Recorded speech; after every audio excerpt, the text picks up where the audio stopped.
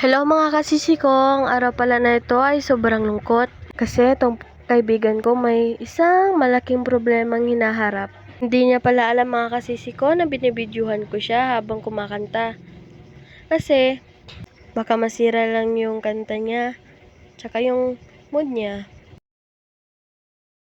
Away kasi silang dalawa ng jowa niya, kaya malungkot siya. Pakanta-kanta na lang siya dyan. Kino-comfort ko pala siya palagi.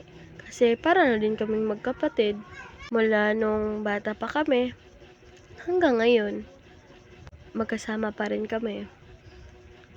Madalas na nga kaming magkita nito. Kasi ang layo niya. Yung mga araw na nga niyan, hindi ko alam kung paano ko siya mapasaya. Yan guys, ang lungkot-lungkot niya. Yan lang pala yung bagong video natin guys.